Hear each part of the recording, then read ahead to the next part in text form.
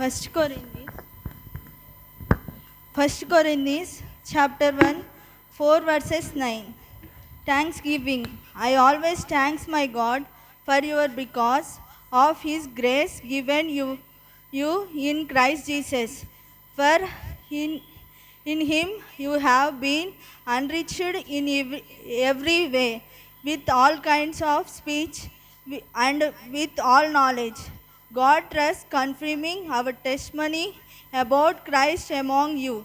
Therefore, you do not lack any spiritual gift as you are eagerly wait for our Lord Jesus Christ to be revealed.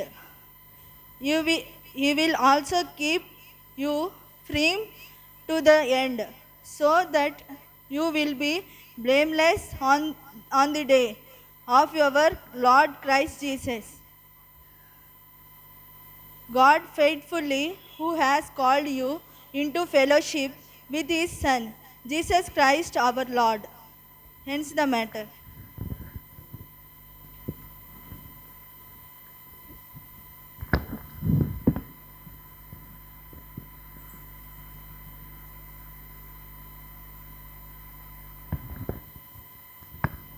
ఈ దినము కొరకై ఏర్పాటు చేయబడిన పత్రికా పాఠ్యభాగము కొరింథీయులకు రాసిన మొదటి పత్రిక 1వ అధ్యాయం 4వ వచనం నుంచి 9వ వచనం వరకు ఈ విధముగా రాయబడి ఉంది.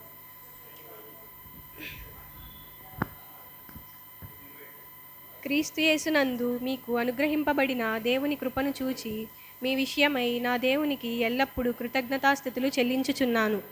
క్రీస్తును గూర్చిన సాక్ష్యము మీలో స్థిరపరచబడినందున ఆయన యందు మీరు ప్రతి విషయములోనూ అనగా సమస్త ఉపదేశములోను సమస్త జ్ఞానములోను ఐశ్వర్యవంతులైతిరి. గనుక ఏ కృపావరమునందును లోపము లేక మీరు మన ప్రభువైన యేసుక్రీస్తు ప్రత్యక్షత కొరకు ఎదురు చూచుచున్నారు. మన ప్రభువైన యేసుక్రీస్తు దినమందు మీరు నిరపరాధులై ఉండునట్లు అంతము వరకు ఆయన మిమ్మును స్థిరపరచును. మన ప్రభువైన యేసుక్రీస్తు అను తన కుమారుని సహవాసమునకు మిమ్మును పిలిచిన దేవుడు నమ్మదగినవాడు. ఇంతటితో పత్రికా పాఠ్యభాగము ఇంత పర్యంతము.